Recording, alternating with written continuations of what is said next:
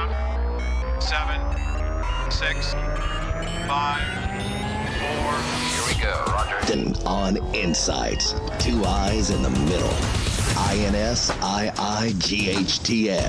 where we always talk the talk.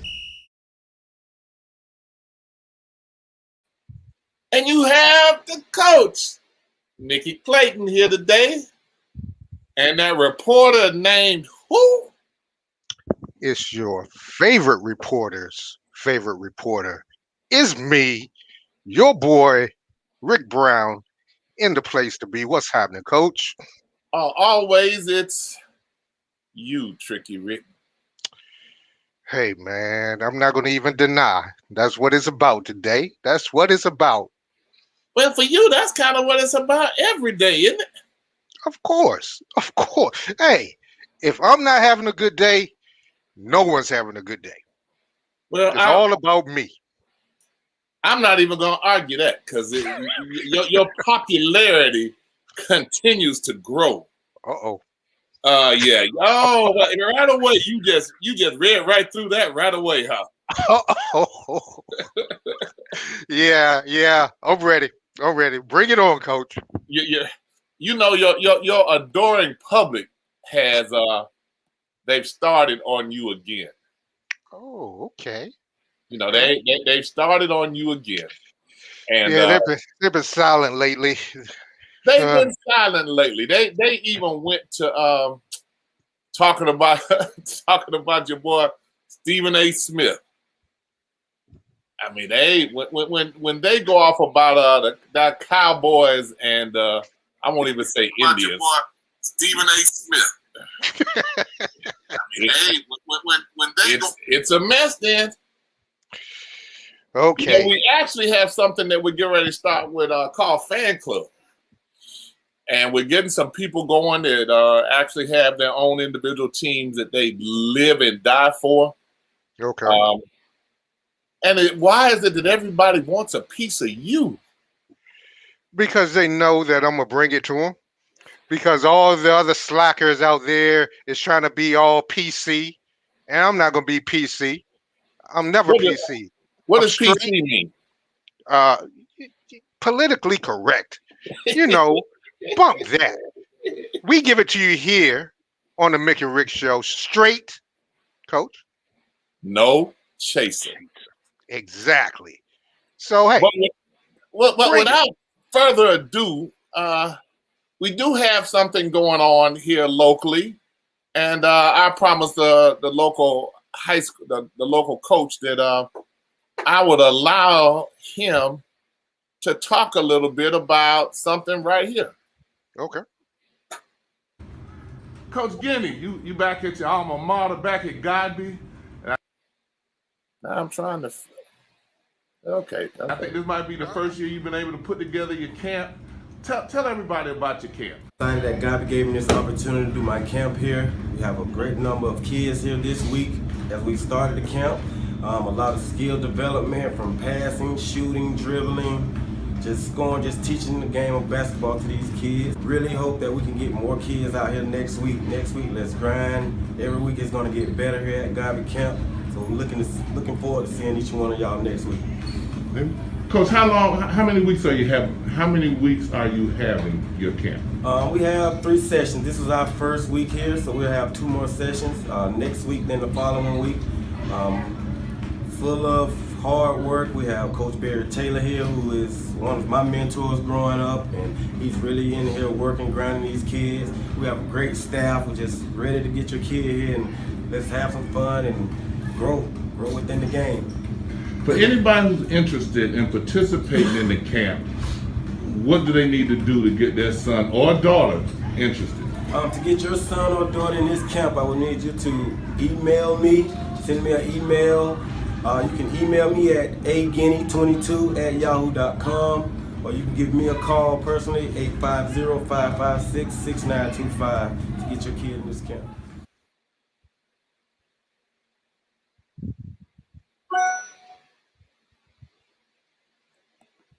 And you know, that kind of goes along with our theme in terms of helping the community and doing some things to let people know about what's going on. And you know better than me, because you're a lot like that. We both are more basketball people than we are anything else. You know, basketball is our sport. Indeed, indeed. And Coach, explain to people how camps in the summer can translate over to the fall for individuals trying to make that next step. And that's a good question. I know with mine, I got my grandsons in it, and for them, you know, they get to hear another voice other than mine. But the structure that they can get, the competition, the fundamentals, all helps prepare them. And in addition to which, you need our kids as involved as we can. Last summer, it wasn't too many camps going on. You know, but this summer, you know, it's kind of relaxed, and the kids are able to get out. But that's actually a real good question, Rick Reporter. Oh, thank you. Thank you. I come up with one every week, just one. One every week. Now, at least we do have a special guest, and I need him to be just a little more patient, because I know he's going. This is something that I was supposed to show last week. I did not do this. This is not mine. It's just what somebody else was doing. Hey, LeBron. I mean, I know you're mad at all, but I mean, you got to take over. You LeBron. I mean, look at that Booker. He's taking over. But I mean, I'm about to lose to the Suns. Get off me, damn it. The Suns. I ain't never lost first round, and I'm going to go to the Suns. Casey beat the Suns. I mean, I got just as many points as you. Stop! Say it again! Say it again! Hey, LeBron, chill. We haven't lost yet. Frank! I get it. There's who got 2 more quarters to score more than 4 points. There's the 20! You got 2 more quarters to score more than 4 points. Talk back! All right, hey. That's all you talk over! Okay. Mark, that's all of you. Like 7 foot. Then how the hell do you still got 0? The Suns! LeBron 3. 1, 2. LeBron on 3. That's a daggone shame. That's not mine. I need everybody to go. We got the link on there so you can go hear the unedited version of that, and it goes on for after the post game is really. But that thing was funny. Oh, there you go. You got to have a little fun with it.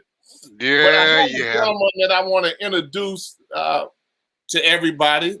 This is the new men's basketball coach at Tallahassee Community College, Coach Rick Cabrera, by way of everywhere. He's been at Arkansas State, and he's been assistant coach at a lot of places. And when he was a JUCO coach, I don't even think he lost more than 10 games during his tenure as a junior college head coach.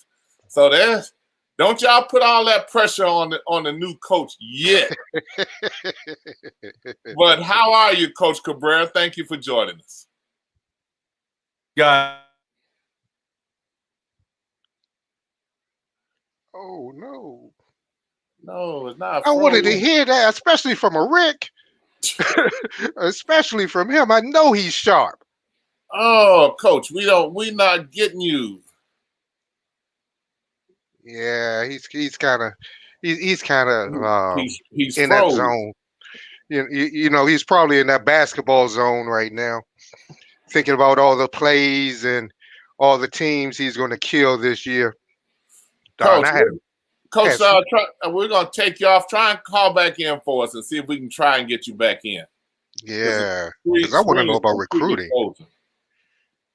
You know, because I really want to ask him about recruiting at a JUCO level, and if he looks for anything different than what you would look for in a 4-year. I'm sure. But one thing that's going on in Tallahassee, we're having tremendously bad weather.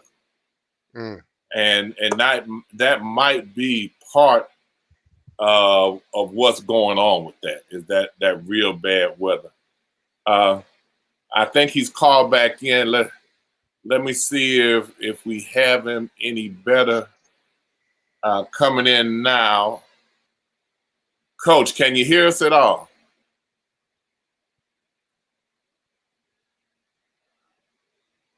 Oh no, gosh. No, you're great, Coach. Oh, I hear you.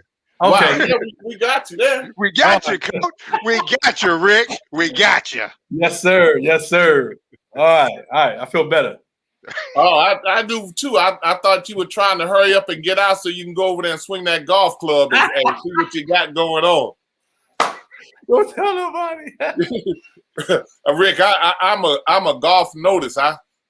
I heard him say something about you hit that one fat, and I started to hit somebody with a club. I said, "You calling me fat on the slot?"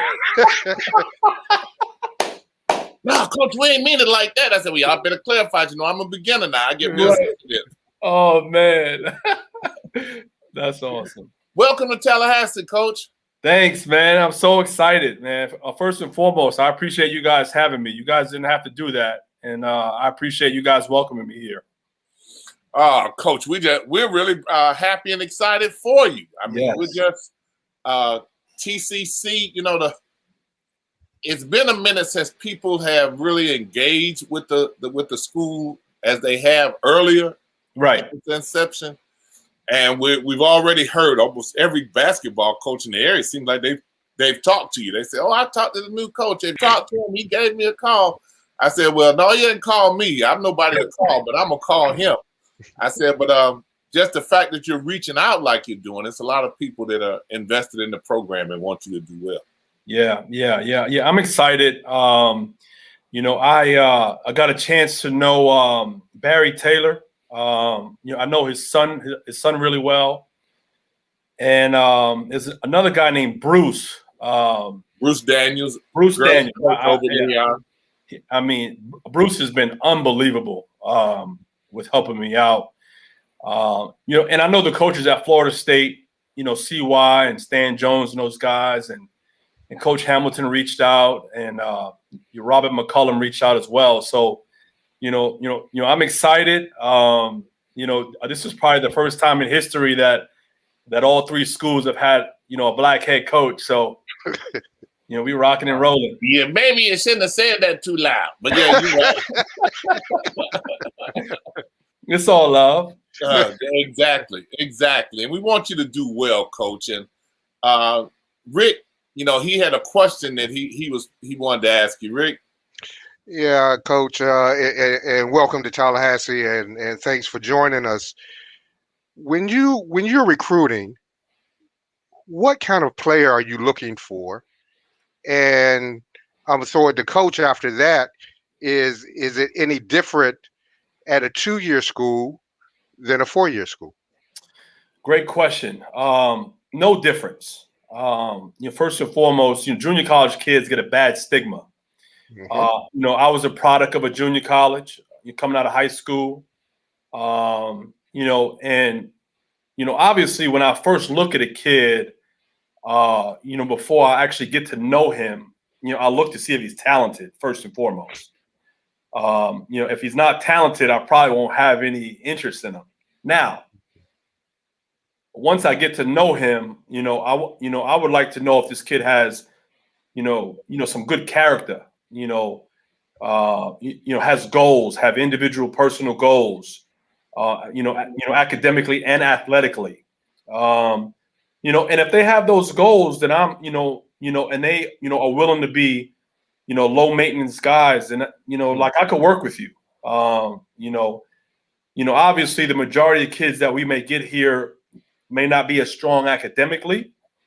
You know, but if you're willing to put in the work, then I'm willing to help you.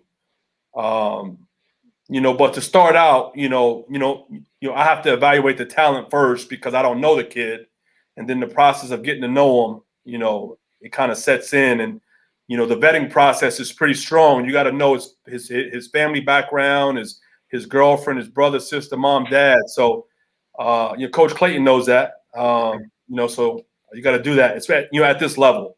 Junior college kids get that stigma of just sure they're all bad kids. They all got issues, and I don't agree with that. In this business, I can go on and get a little deeper, but I don't want to get too deep on the show yet. Well, we appreciate the honesty and the candor in which you answered Rick's question. I liked what you said about low maintenance. That is always, as coaches, our goal to get them low maintenance. But a lot of times, some of the better talented kids require a little bit more. Where do you stand with that? Would that be something that you handle, or would it be someone on your staff that handles that? That's a non-negotiable for me. That's something that I will handle. I think that I will develop a relationship with that kid on a one-on-one basis where he either fixes it or he doesn't. In this business, like you are replaceable.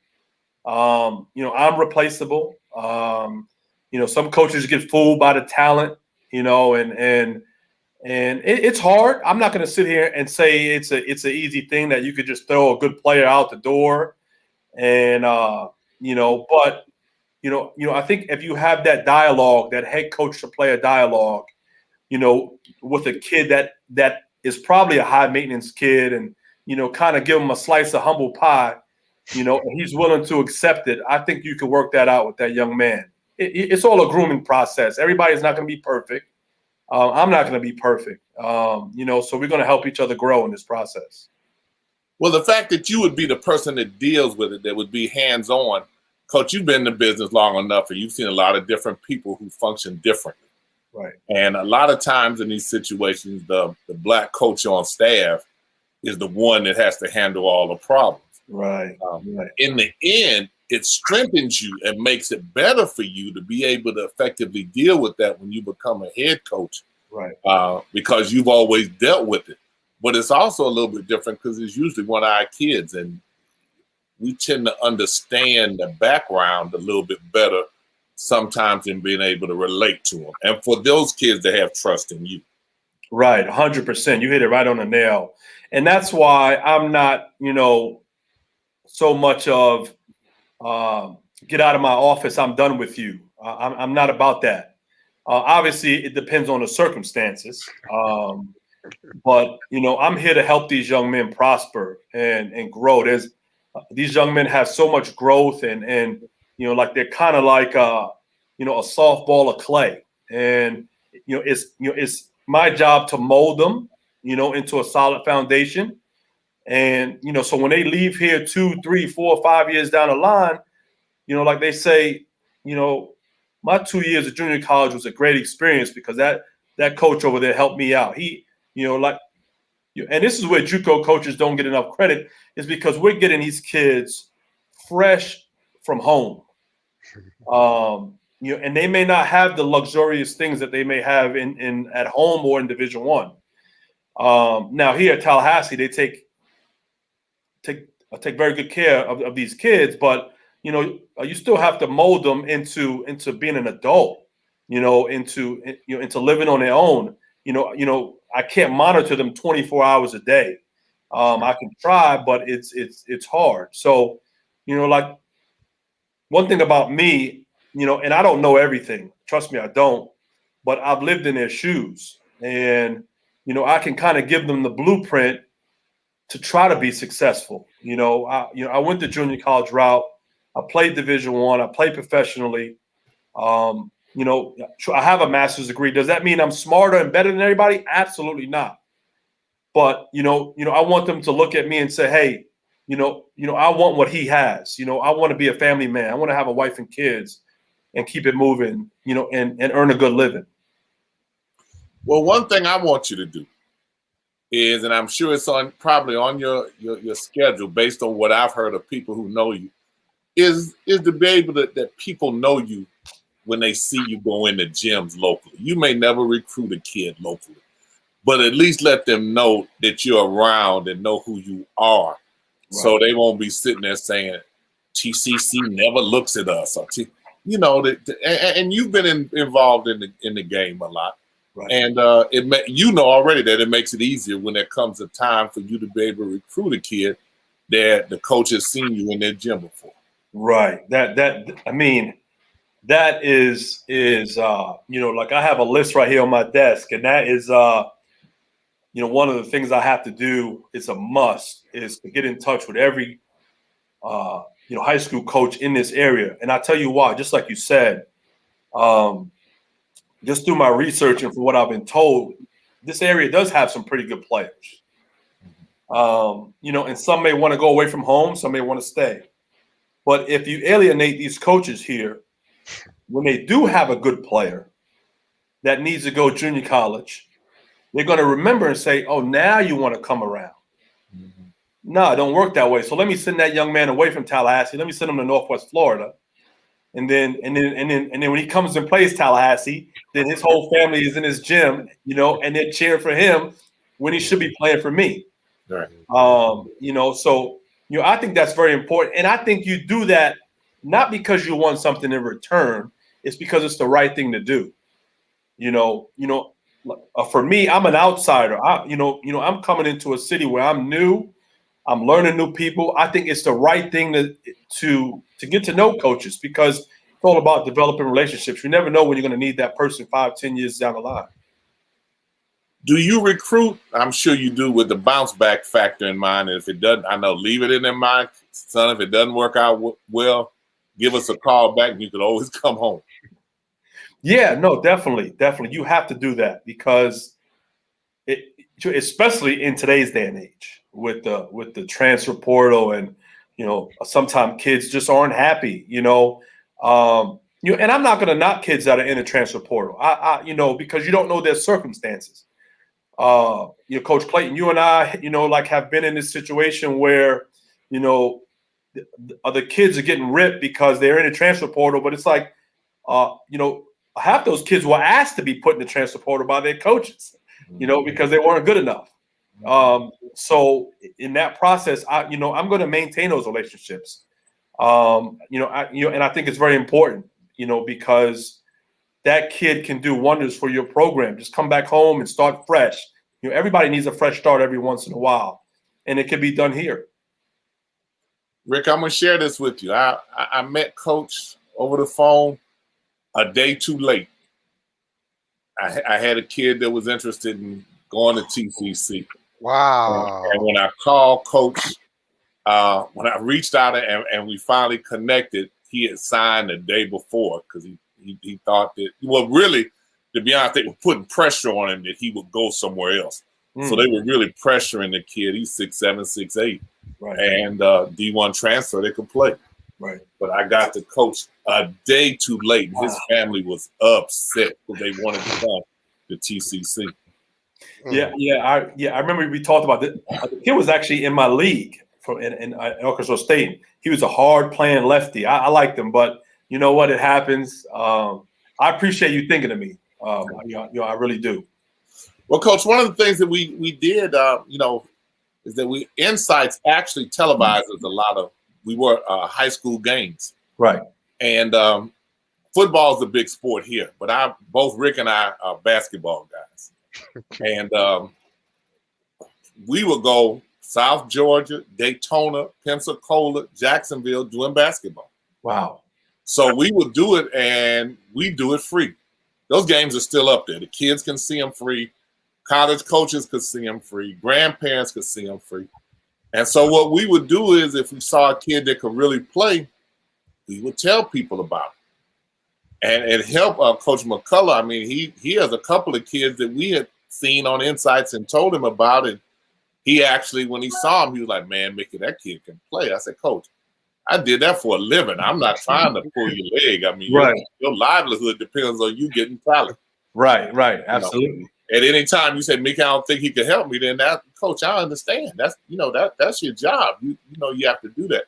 But we run across situations, and we go to places. I mean, we started doing Georgia because the year before we started, they had went to the Final Four. Thomasville had, and I live in Tallahassee, and I didn't even know they had a team that was that good. Ooh.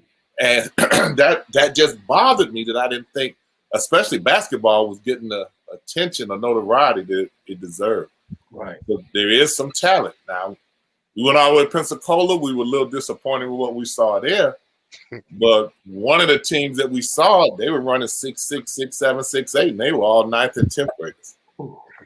You know, so they, I mean, so, you know, it just runs, stuff just runs in cycles, Coach. But, you know, we are available for you at any time that we could do something to help. Rick is down in the Tampa, Lakewood, St. Pete area. Oh, nice. You know, but he's a basketball guy. That's what his love is basketball. Just you know, go to there's a games, lot of basketball people around, Coach, that love the game. Right, right. and willing to help in any way we can. Well, I'm, you know, trust me, I'm gonna listen. If you guys ever call me about a player, you know, I will respond. I will make sure myself or my assistants look into it. You know, I'm not one of those guys that are gonna just brush you off like, you know, like your voice doesn't matter. So it's you know, Coach, this is my biggest quandary. As having worked in the league, having been in the MEAC and stuff, is that you'll call people and tell them, they'll say, well, Coach, who else is recruiting them? What difference if it makes if the school can help you? Right. You know, and I have heard that so much that it just stopped being certain schools I just didn't contact. I mean, after a while, so I'm wasting my time. And you don't have to. I mean, it's your job, but who else is recruiting them? As a former coach, that was never a question that I asked when I coached the men or the women. No question. No. And it's funny you said that because, you know, I've been a Division I assistant for 13 years and a total of 4 schools. And this is going to blow your mind. The best players that I have coached on each of those teams had no recruitment coming out of high school or junior college. I promise you. Terry Taylor, who I coached at Austin P, he was a 6'5" post guy. Ready for this? His only school besides Austin P, and it's because we were down the road from him, his only school was Kentucky Wesleyan, which is a pretty good Division II school. Mm-hmm.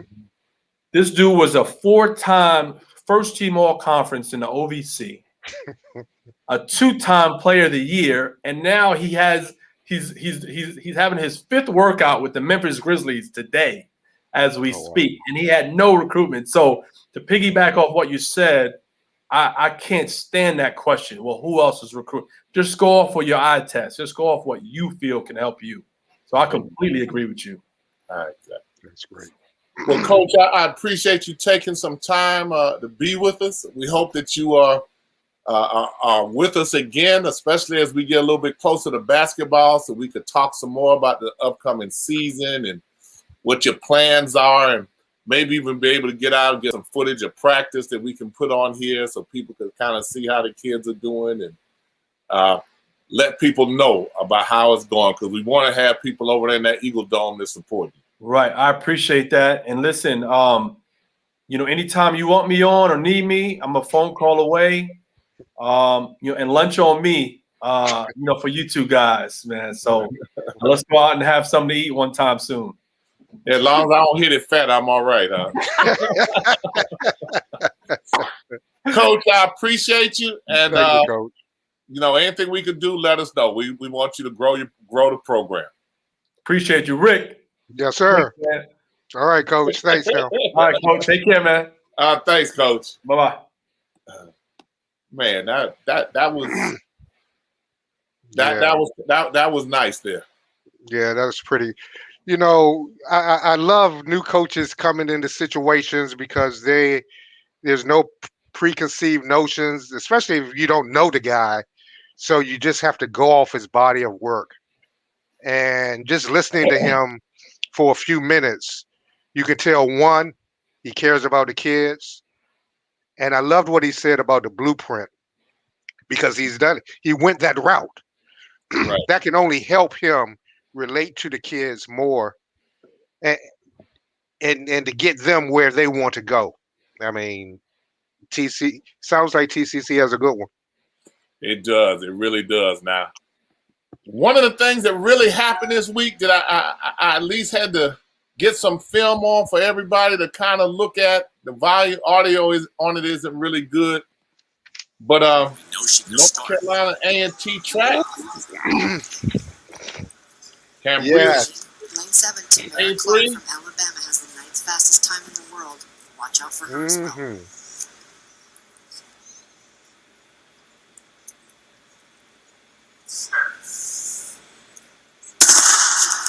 Good start by Terry.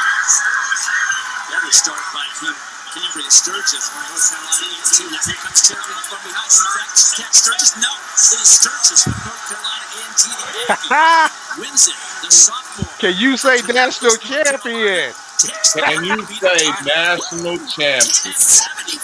Sophomore. Sophomore. North Carolina A&T sophomore. And when they were talking about the kids, her name wasn't one of them that was mentioned. Now here she is now In the 200. in the 200. Race in the middle, 5, 6, and 7. Clark. She'd already won the 100, so they kind of were paying a little bit more attention to who she was now. Good start by Cam Sturgis. Cabrera Clark had a great start as well and made up that curve very fast. Running a great curve in the all. Wow, she ran a great But curve. Sturgis is right there as his battle. Tamara. Oh, look at Shorty. It's Look at Cam Shorty run. Sturgis. Cam Sturgis coming. She holds off. Boom. A double winner for North Carolina A&T. He goes out and so does. Oh, they were Wow. saying that she didn't see the girl. That's what happened. And when she caught her, that's when she went after her. Really? A&T girls finished 4th in the nation. From the inside, Duluth at BYU, Bailey. Randolph Ross, 100 meters, lane 6. Dwight St. Hilaire, then Stewart, Ross, Tyler Johnson, Ohio State, then Williams, LSU, and Ryan Willie of Florida. Damn, he ran a good curve too. Just cruising now. He really went out hard, and somebody worth mentioning as well on the inside there is Bryce Denman. He had a fantastic 4x4 leg. Just the curve right here. And Trevor Stewart begins to make a move. Sean Bailey of UTEP out of the race right after the start. As they come off, it's Stewart. A&T running first and second. Leading off their A&T running first and second. always closes his legs. Ross is going to win it. And then it's going to be Bryce Denman for second. And Noah Williams exits scoring 6 for LSU, finishing third. 43-84. The men from North Carolina A&T finished 3rd in the nation. They were the only school this year to have both the men's and women's teams finish in the top 4. The only school. And this isn't just black colleges, folks. This is all the schools. This is national. North Carolina A&T in 6th. Then Southern In the 6th. California. They're running a kid who doesn't even run the 400 meters. Run the 100 and 200. Talking to Dwayne Ross this morning, I said, how game is Daniel Stokes? He's a 100-meter, 200-meter guy who steps up for this relay for them. He said he's been all over a couple of junior colleges. Everybody loves a good relay. But he gives everything he absolutely Every HBCU in the country each is and pulling every time for he them. gets that baton, and he is having a great opening run for the Aggies. So is Nicholas Rainey for Southern Cal on the outside. Nash Williams for Arizona. Now, when Ross, who was a 400 meter champion, actually gets the baton, he's in 7th place. They will run Brian Herring. I won't even say it anymore. He's in 7th place right now. Florida doing a great job. Ryan Willie led off. This is Chance Sawyers. Who's going to get the pole? It looks like the Trojans from here. And he running on that watch. It is. Trojans, Florida, A&T, who has Randall. They'll walk 5 of them down already. On the open 400, and is now in the lead. Well, in a matter of 120 meters, Move. takes that team from Get out sixth the way. Get out the way. They say, get out the way. Ran the second fastest. Give me a clean He one. went from 7th Good. to 1st. Fastest in collegiate history. From 7th to 1st. So A&T now with Akeem Sirleaf in the lead. The Trojans with Cameron Samuel. Remember, Isaiah Jewett said, make no mistake, I will be on the anchor. Randolph Ross 43-6 on that baton carry. Florida in third still. Denzel Villanova. And then A&M sneaking in there in fourth place. They rolling. Yes, indeedy. Their 800-meter specialist. Boy, that third daggone dude ran that leg right there. Didn't give up anything. Right. Now that's the kid that was finished fourth in the 400. Before he turned his head, didn't want to make any mistakes here. He's been the anchor for them, both indoors and outdoors, all season long. Jewett, the 800-meter champion for the Trojans on anchor. Here comes Devin Dixon, the tall countenance of the senior. His final race for the Aggies. Aggies in first, Aggies in second. Yeah, but that's as they like to say, the NC&T. This is Bryce Deadman. I'm sorry, Deadman is on the anchor. He was second in the 400 flat. And when the race ended, they gave more kudos to the guy who closed the gap and finished in second, and A&T got for winning. No, Kentucky on the outside. What a race. Isn't that something? Wow. That is awesome. Hey, congratulations to Dwayne Ross, the director of track and field at A&T. I mean, for putting that program together and making it among the nation's elite track and field programs. Congratulations. My sources say they are coming after him from everywhere. From everywhere. I even got a half dozen different names of major institutions that are after him. Success. And you can't blame him if he leaves, because they're gonna throw so much money at him, and it's not gonna be fun. You know, you want your people to stay, but you want them to have success too. And hats off. Clemson. He's not an A&T graduate. He ran at Clemson.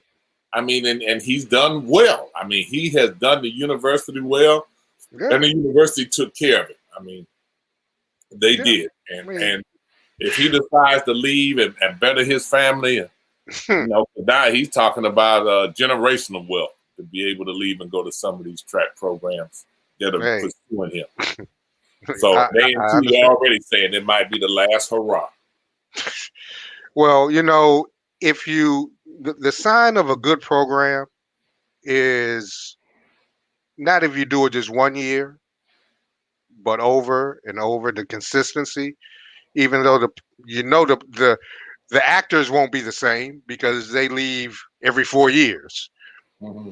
But the head guy, and even if they leave, if they have put down a foundation, that's great. And I think Dwayne Ross has done one heck of a job, and he's laid the foundation. And I'm looking forward to seeing not only him in the future, but A&T's track success in the future as well.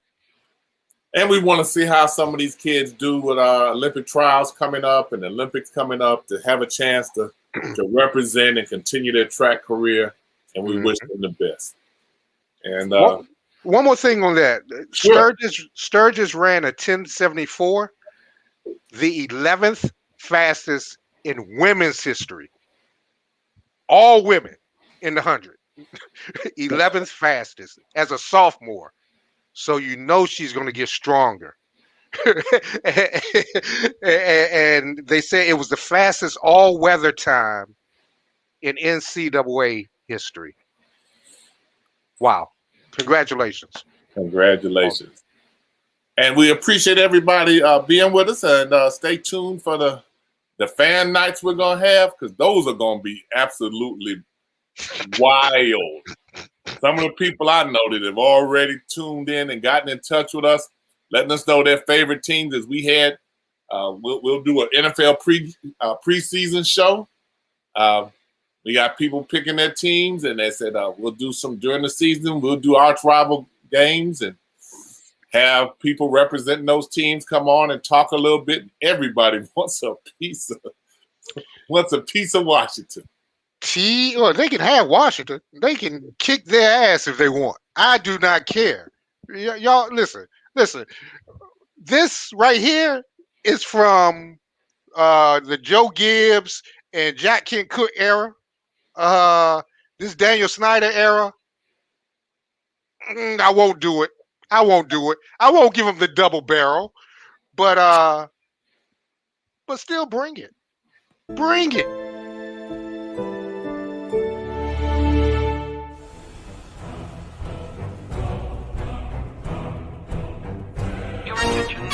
Stay up to date with the latest from Insights. Visit our website at insights.com. 2 I's in the middle, INSIIGHTS.